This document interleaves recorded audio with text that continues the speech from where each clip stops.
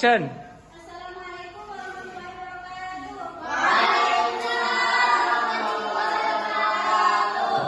Bagaimana kabarnya hari ini? Alhamdulillah, luar biasa. Baik, sebelum kita memulai pelajaran hari ini, yang baiknya kita membaca doa terlebih dahulu. Berdoa dimulai.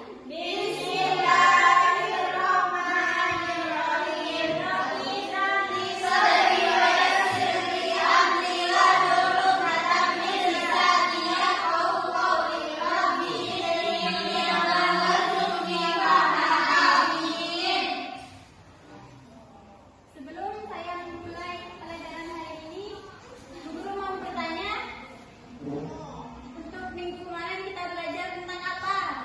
Penjumlahan. Baik, sekarang kita akan memulai. Sekarang kita belajar bab tentang cerita ya. Ya, Bu. Cerpen adalah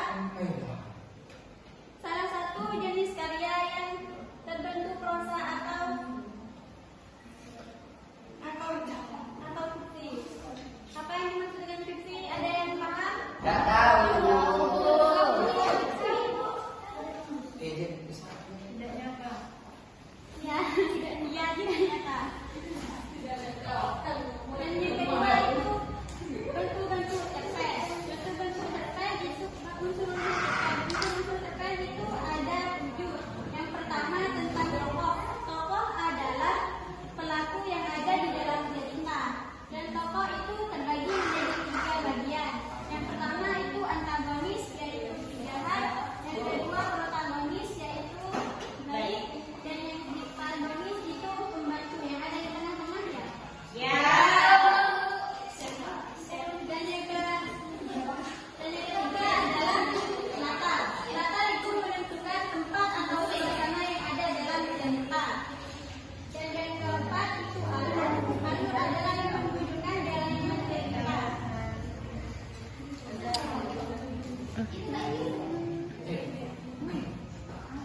Dan yang ketiga itu yang keempat itu adalah tema. Tema adalah tema atau ide pokok. Dan yang kelima adalah amanat. Amanat adalah pesan yang terkandung dalam sebuah cerita. Dan yang keenam adalah jenis cerita. Jenis cerita itu ada 2, yaitu cerita fiksi dan cerita non-fiksi. Dan yang terakhir adalah tujuan cerita. Tujuan cerita adalah untuk menghibur, memberi pelajaran, atau menyampaikan pesan tertentu.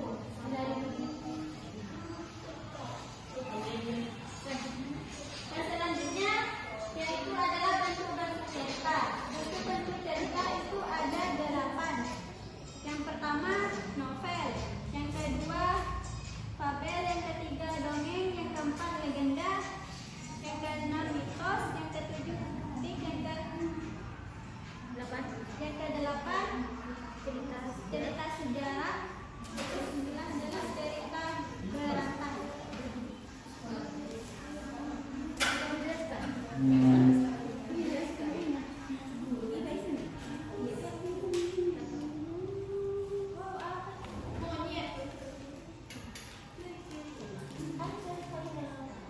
Dan contohnya itu ya, seperti ada di gambar legenda itu adalah cerita tentang cerita rakyat.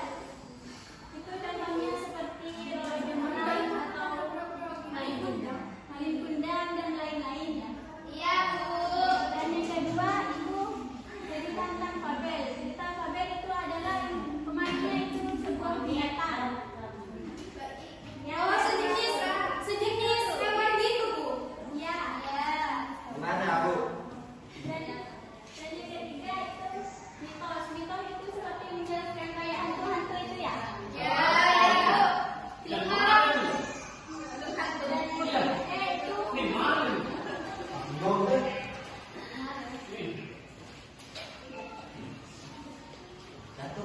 Jatuh. Sik.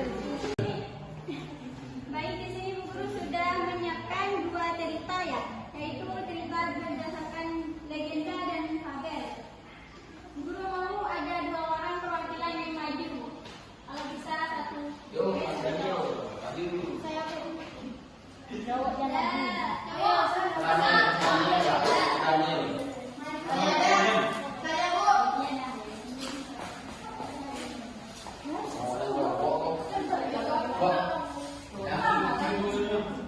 depan apa? Iya, apa? Sini ada cerita monyet dan kura-kura. Monyet dan kura-kura ini termasuk kita.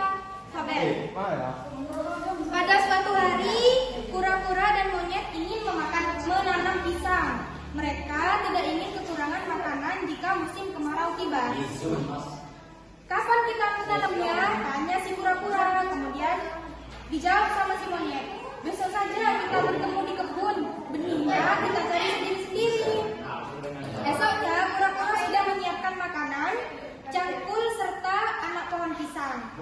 Monyet membawa jantung pisang untuk ditanam. Kenapa jantungnya? Tanya kura-kura. Menanam pisang itu harus anaknya. Kalau anaknya yang ditanam pasti lama. Kalau jantungnya pasti cepat keluar buahnya. Walaupun sudah diberitahu, tapi monyet tetap yakin dengan pendapatnya.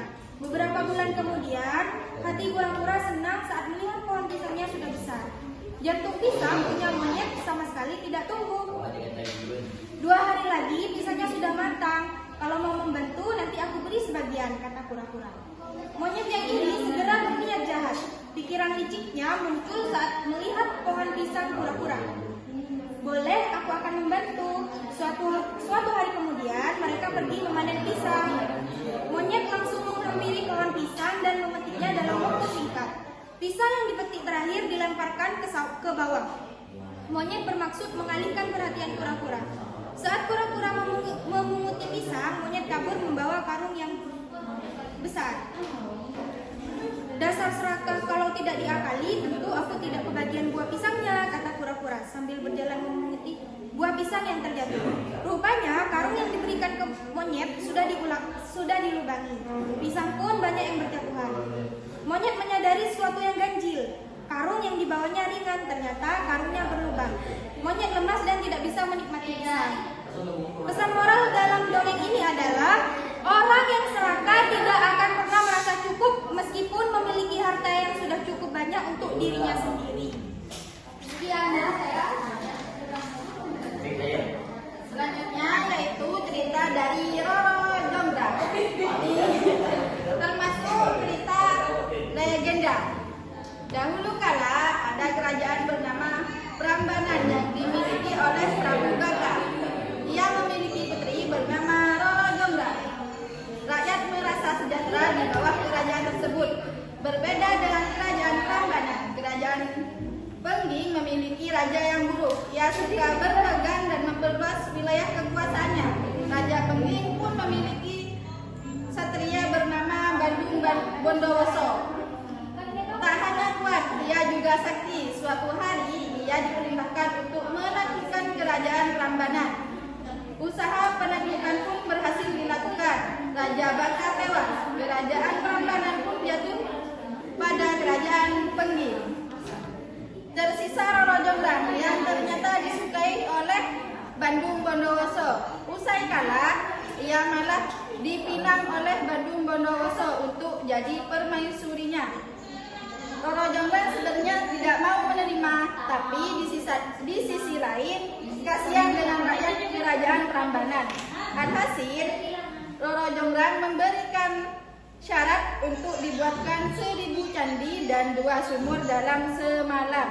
Ternyata Bandung Bondowoso menyanggupi. Dengan pasukannya, ia nyaris berhasil membangun candi dalam semalam. Namun ia gagal membangun ke-1000 karena pasukannya mengira hari sudah pagi. Usai mendengar bunyi ayam berkokok, rupanya usaha Bandung digagalkan oleh Roro Jonggrang.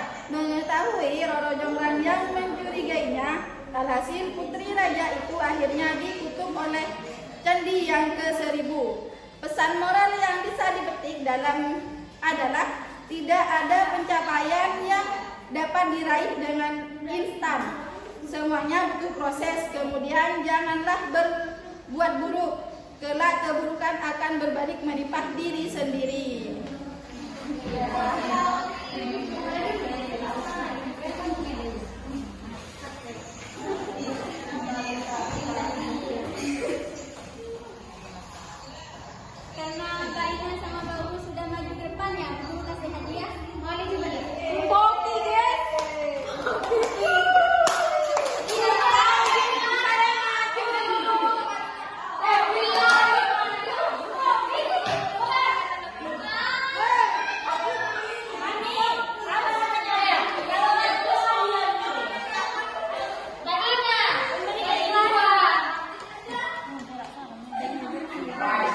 Lanjut. Kita ada tahu jawabannya. Iya. Baik, materi sudah tahu semua, Nanda. Paham, Bu.